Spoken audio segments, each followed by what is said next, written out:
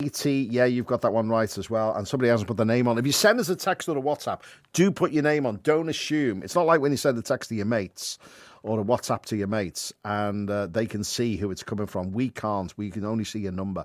So put your name on if you would as well. It's the TV theme backwards. And if you know what it is, give us a call 0800 731 9333. Send us a text to 81333 or a WhatsApp. I didn't even give the WhatsApp number out, and loads of people have already WhatsApps. 08000 321 333 is the WhatsApp number. And again, put Mersey at the very start of that. Paul Beasley.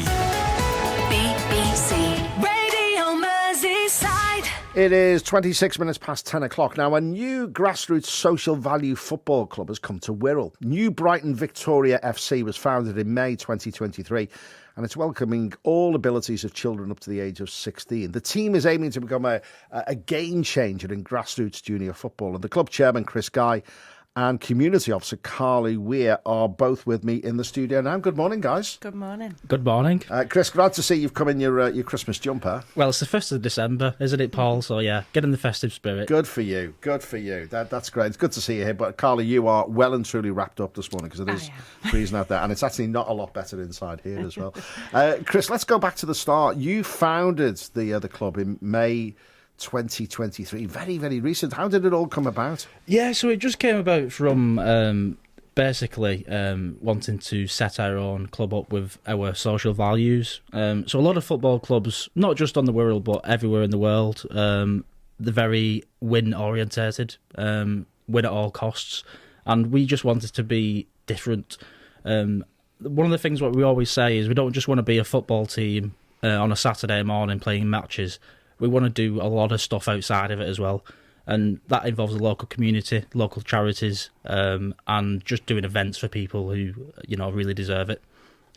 And, it's all right having an idea, Chris, but then making it become a reality, that's a big step. Well, take us through the process. Yeah, so it's quite easy, to be honest with you, because we've got so many good volunteers.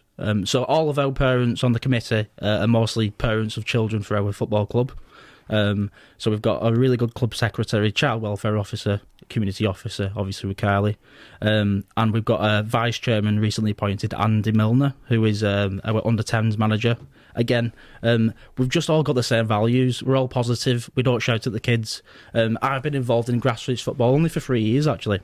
But there's been quite a lot of negative images that I've seen on the pitch, off the pitch, and we just wanted to be different. Well, you certainly are being different. Carly, turning to you because you're the community officer, so a really important role, because if it is all about social values, getting it right, getting integrated into the community, then your role is critical. So how's it working? So basically, yeah, it is, and that was the reason why I was drawn to New Brighton and to Chris, because my child struggled with social interactions. So for me, that social value was vital. So with our sponsors and our people who we look to support us, my role in work, I work with Vista, and the Vista group are very social value orientated, and it's all about young people and making change to their lives across the Liverpool region. So this was a perfect fit for us. So it's all about making that difference and not looking at a child individually, but looking at them holistically. So the companies that we want to sponsor us and support, and then the community work we do, is to make a difference to that child holistically from every aspect, not just the football and a Saturday morning, as Chris said. And is it making a difference, Carly? Yeah, massively. And the confidence grows in those children so much, to see them all grow and actually have that confidence in themselves that they can speak up and they can talk and they're not going to be intimidated, is a massive progress. Now, Chris, you also do training sessions focused on talking to the children about their mental health as well as, football. How important is that, and how do you go about doing it? Yeah, so every week before the training sessions, I always put together a training plan. So there's always going to be a mental health section, because I think what we during COVID, what we've all forgot about is that kids haven't really the last few years had a normal life. During all the lockdowns, they was isolated from their friends. And the football club came about at the right time, really, and we've just really encouraged the children to get involved, make friends, and it's been really important because we've done a lot of charity events, local charities, not just on New Brighton or on the Wirral. We've also had Young Lives with Cancer and a Secret, which is Children with Crohn's and Colitis, charity tournament 2 weeks ago. So we did that at Bidston, and we actually raised over £1,100 for the two charities. Secret, the reason we chose that charity, which is very close to our hearts, is because one of our under-10s players, George, has got Crohn's. And when we was setting the club up, we had a bit of a meeting, a bit of an AGM, and we was discussing what charities we should use to, raise money for during the season for each team. And George, he came to the club. I've been coaching George for 3 years now. And when he first started, he couldn't kick a ball, but now he's one of our best players. And just to see that growth in the last 2 years especially has just been unbelievable. And his confidence has got so much better than it was. And it's just amazing to raise money for all these local charities in the communities. There's a local one called Charlotte's Brightside in New Brighton, who are a youth charity. And I'm doing a Christmas choir every Thursday now. We're doing a Christmas choir for the charity, and we've also launched a Christmas present appeal. So it's been really good just to support all the charities, as well as playing the football. It doesn't matter if we win, lose or draw. That's what we always chat to the kids' mental health at the end of the match. If they've lost the match, we have 5 minutes, they put their hands up, they tell me the feelings, and we all talk about it together. It's really open and honest, and I think that's really important. And very different. Very, very, very different. I mean, Carly, fundraising, it's a huge part of what the whole concept of the club is all about. Chris mentioned some of the things there. Tell us what else is going on. So we've got quite a few things, and we don't just fundraise for ourselves because we see it as a community. So there's a gentleman who... to do with the tournament that we had recently, one of the other teams, a little boy who was playing for one of the other teams, his dad had just been diagnosed with a brain tumour on the Friday, and this tournament was on the Sunday, and this little boy played his socks off like you wouldn't believe. And his dad, we are doing a fundraising event, and there's a Just Giving page, and trying our best to obviously encourage the football community as a whole to come together. It shouldn't be, they play for Hesel, so it's nothing to do with us. This community can be so bigger and so better, stronger together, and that's one of the biggest things. We're looking for sponsorships to raise money. We're looking to do events, different things to ensure that we don't just look at ourselves, we look bigger than ourselves, because if everyone just looks after yourself, then we don't get anywhere. And it must be having an effect on other teams, because they must be looking at you and looking at what you're doing and thinking, that's even if they don't become the same sort of club in the same sense you are, they must be thinking about, we can incorporate some of these values into our club. I really hope so, and that's what life should be about. We shouldn't always see everyone as competition. We should see people as, do you know what, they're doing something quite good, and that's making a difference, and can we take a little bit from it? And that's what we just hope to do. And if it can go to encourage other teams, and can go to, people to get in touch with us and say, how do you do that? What do you do differently? Can you help us? Then we're open to helping anybody that we can. Great idea.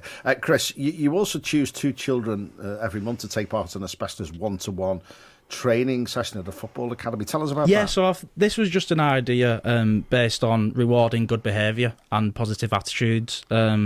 So even though it costs money, to me, it's worth it so much, because the children play in the matches every Saturday, do the training on Tuesday, and everybody on the club is so positive, and they do deserve something outside of football. So I personally with the club, we pay for the one-to-one training every Sunday. And this is once a month for 2 players, and that's one of the things that we've kind of looked at as part of our social value plan.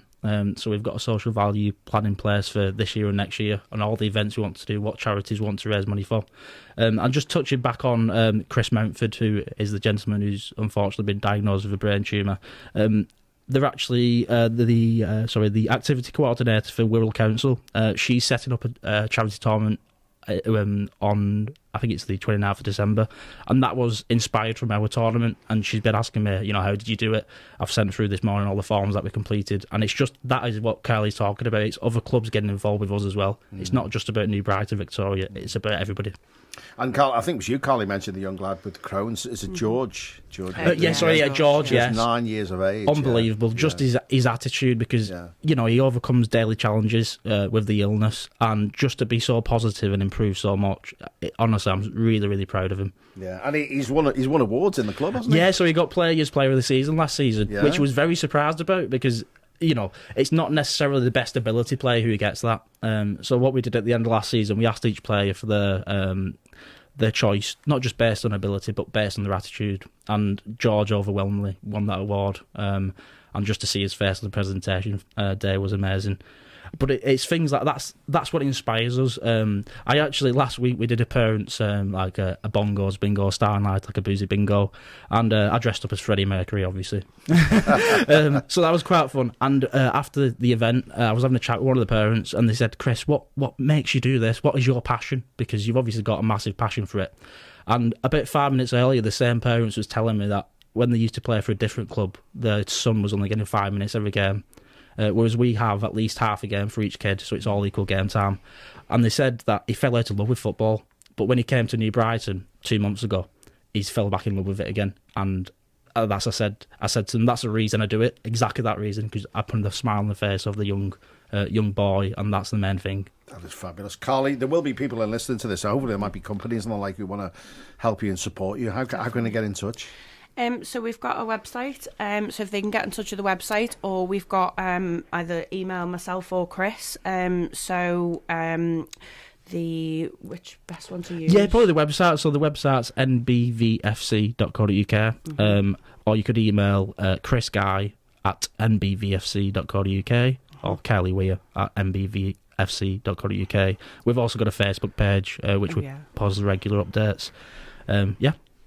Guys, you're doing fabulous work. You're doing, and you're changing future generations of youngsters. You know, that hopefully they will grow up having the very values that you're putting and encouraging them to see, rather than, you know, the whole big thing being a competition and everything else. Exactly, and that's what you can hope for. You know, I mean, I think in my work especially, I deal with older 16 to 25s, and if we can start at this age now and prevent some of those problems, as you say, that have come through COVID and isolation and mental health, then, you know, it's going to make the older generations a lot more life easier for them. Carly, Chris, thanks very much for joining us this morning. Thank you, Paul. Thank you.